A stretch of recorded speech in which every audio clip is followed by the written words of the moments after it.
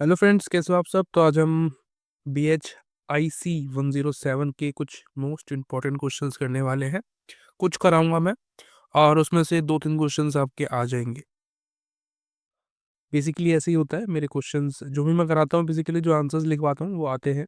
ठीक है। और ये क्वेश्चंस मेरे खुद के बनाए हुए नहीं होते हैं। ये PYQ जो होते हैं आपके प्रीवियस ईयर जो क्वेश्चन पेपर्स होते हैं, उनमें से मैं उठाता हूँ और आपको कराता हूँ। इग्नू का बेसिकली यही रिपीटेशन होता है कि वो हर साल अपने क्वेश्चंस रिपीट करता है। उसके पास क्वेश्चंस नहीं होते हैं ना, इतनी मेहनत वो लोग नहीं करते हैं कि बार बार क्वेश्चंस को बदले। तो वही क्वेश्चंस उठा के बार बार आपसे पूछता है और आपका काम हो जाएगा। ये आपका क्वेश्चन पेपर है, BHIC 107, भारत का इतिहास पार्ट 4।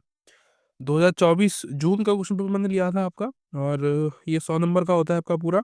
3 घंटे होते हैं, यानी कि 400 वर्ड्स आपको लिखने हैं एक क्वेश्चन के लिए।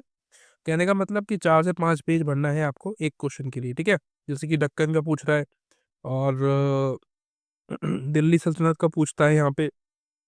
ये क्वेश्चन रिपीट होते हैं। ठीक है। और 14वीं और 15वीं सदी के दौरान नए राज्य कैसे हुए, उसका पूछ रहा है।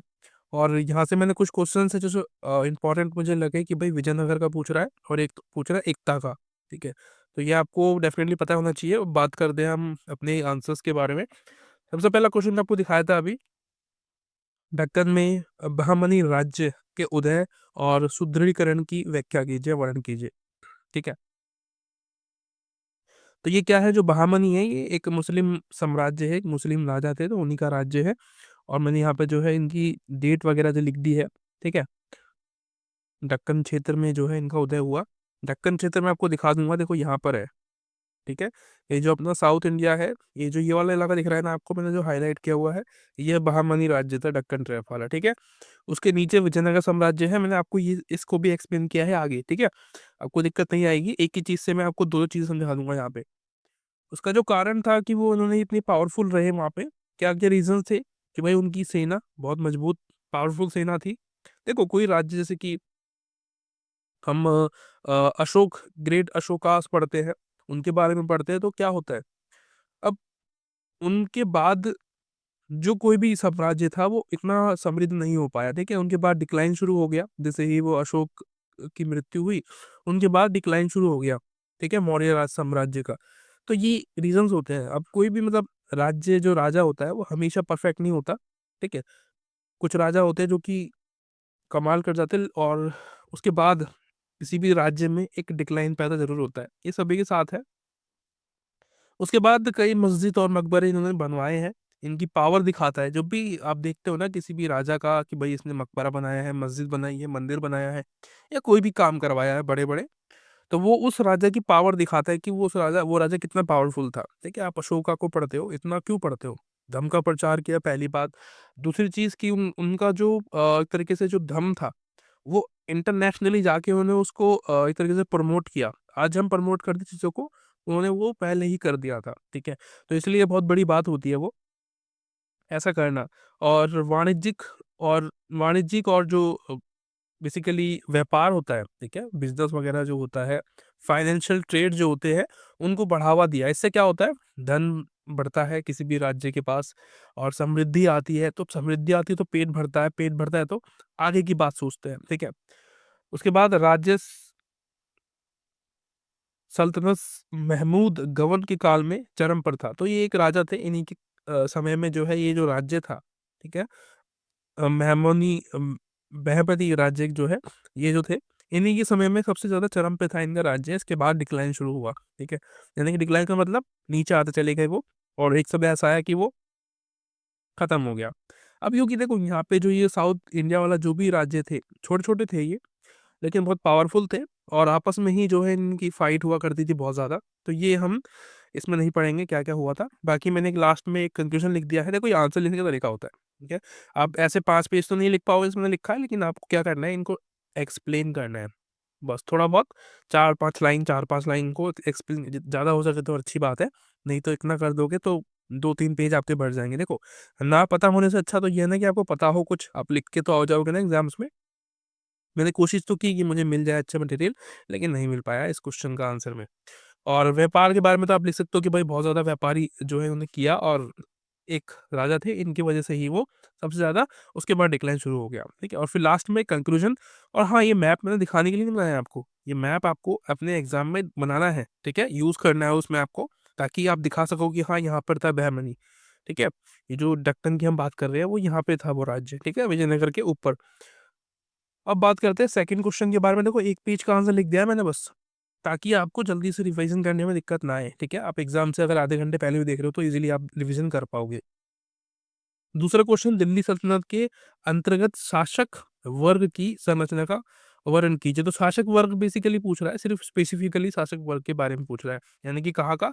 दिल्ली सल्तनत का, ठीक है? अब इसमें हमने जो है कैटेगरी वाइज डिफाइन किया हुआ है इस चीज को। आप कंक्लूजन जो इंट्रोडक्शन है वो आप देख लो, यहाँ पे मैंने लिख दिया है, ठीक है? आप पढ़ लेना इसको पॉज करके। हम बात करते हैं मुख्य चीजों की, जैसे कि सुल्तान थे, ये बेसिकली सर्वोच्च होते थे।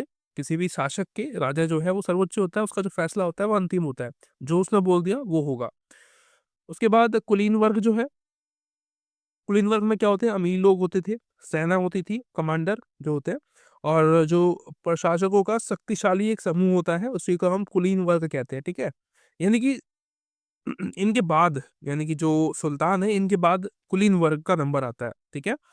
और इसके बाद आता है आपके उलेमा। उलेमा कौन है? ये बेसिकली धार्मिक व्यक्ति है, एक तरीके से, जैसे कि पंडित होते हैं हिंदुओं में, वैसे ही मौलवी होते हैं मुस्लिमों में। इसी तरीके के ये उलमी, उलैमी करके एक व्यक्ति थे, जो कि सुल्तान को एक राजा का दर्जा देते थे और कहते थे कि भाई ये भगवान ने भेजा है इनको बना के, ठीक है? ईश्वर ने या अल्लाह ने इनको भेजा है हमारे हमारे ऊपर शासन करने के लिए, ठीक है? तो ये देखिए, एक तरीके से भ्रम पैदा किया जा रहा था इस तरीके से। और स्थानीय सरदार हुआ करते थे, जमींदार जो विशाल संसाधनों पर नियंत्रण रखते थे। जो सरदार है, आपको पता चल गया क्या होते हैं? सरदार मतलब जमींदार, ठीक है? आपको याद रखना है, यानी कि इनके पास बहुत सारी लैंड होती थी फ्री की। और बाकी इन कंक्लूजन, यानी कि निष्कर्ष, लास्ट में आपको ऐसे ही लिखना होता है, ठीक है? अब ये स्ट्रक्चर मैंने आपको बताया है एक ही पेज पे, लेकिन आपको इन्हें डिस्क्राइब करना है, यानी कि इनको विस्तार में लिखना है एग्जाम में। मैंने यहाँ कम लिखा है, मैंने आपको बताया बार बार। तीसरा क्वेश्चन है, मध्य और पूर्वी भारत में 14वीं और 15वीं शताब्दी के दौरान नए राज्यों के उदय को बताइए। अगर आपको ऐसी वीडियोस और भी चाहिए होंगी तो मुझे बता देना कमेंट करके, कोशिश करूंगा कि और भी ला दूं। पर एग्जाम आपका कल है, ये तो नहीं हो पाएगा इस बार, लेकिन कोई और, अगर आपको कोई और टॉपिक चाहिए, किसी और टॉपिक की वीडियो चाहिए, तो उसके लिए मुझे आप बता सकते हैं। क्या पूछ रहा है? मध्य और पूर्वी भारत में 14वीं और 15वीं में नए राज्य जो उभरे उनके बारे में पूछ रहा है। डेफिनेटली ये आसान सा है, इसमें आपको एक छोटा सा करना है कि दिल्ली सल्तनत के आहिस्तर होने के कारण ये सब हुआ, ठीक है? यानी कि जो दिल्ली में जो भी राज था वो स्टेबल नहीं था, उसकी वजह से ये जो राज्य थे वो नहीं उभरे। कारण क्या थे? मैंने आपको पहला रीजन बता दिया, ये वाला, विद्रोह के कारण। क्षेत्र शक्तियों का जो है उदय होना, यानी कि जो छोटी छोटी पावर्स होते हैं ना, नॉर्मल छोटे स्तर पे समूह बनाए लोगों ने, तो वो पावर हो गए, ठीक है? उन्होंने युद्ध किया, वो जीत गए, तो ये भी एक छोटी सी जो शक्ति जो है वो बड़ी लेवल पर काम करती है, ठीक है? और सामाजिक आर्थिक परिवर्तन, ये भी एक रीजन है कि भाई व्यापार, कृषि में वृद्धि से भी जो है अब नए नए राज्यों का उदय होता है, ठीक है? इसमें प्रमुख राज्य कौन थे? मुगल है सबसे पहले, ठीक है? इनकी जो है ये कहाँ पे उभरा? पूर्वी उत्तरी प्रदेश में। उत्तर प्रदेश के भी काफी सारे पार्ट्स आपको मिलते हैं, ठीक है? पूर्वी उत्तरी भारत, जैसे कि दिल्ली है, दिल्ली छोटी सी एक यूनियन टेरिटरी है, उसमें भी आपको अलग अलग, जैसे कि south Delhi, east Delhi, west Delhi, दुनिया भर की है, वैसे ही वो जो उत्तर प्रदेश है, यूपी है, वहां पे भी अलग अलग होते हैं। संस्थापक कौन थे? अमीर शरउद्दीन करके नाम है, और इनकी जो बेसिकली फासी फाजी संस्कृति और इस्लामी शिक्षा का जो है मेन केंद्र था ये मुगल, ठीक है? यानी कि जो यूपी था, पूर्वी यूपी, वहां पे। गुजरात था एक, पश्चिमी भारत में। जफर खान ने ये जो है शुरू किया यहाँ पे, बेसिकली नया राज्य बनाया, व्यापार और वाणिज्य का केंद्र रहा ये, ठीक है? सुनते जाइए बस, आपको कुछ कुछ भी नहीं करना, सुनना है बस बैठ के। और मालवा जो है, ये मध्य भारत में था। संस्थापक कौन है? किंग शाह, ठीक है? और वास्तुकला यहाँ पे मेन चीज थी। उसके बाद आता है खेजड़ा, ये राजस्थान में है, और मेवाड़ भी राजस्थान में है, राजपूत, ये तो आपको पता ही होगा, बहुत ही नॉर्मल सी चीज है, तो हम पढ़ते ही हैं।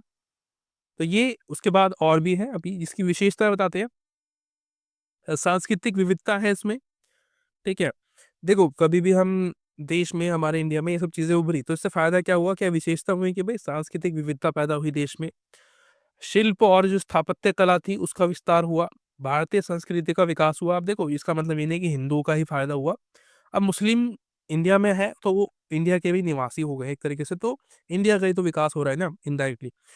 उसके बाद भारतीय इतिहास में नया उद्यान अध्ययन, व्यापार और वाणिज्यिक, सैन्य शक्ति, क्षेत्र शक्ति का उदय, यानी कि जो स्थानीय शक्तियाँ थी उनका उदय हुआ, नए लोग सामने आए निकल के लड़ने के लिए।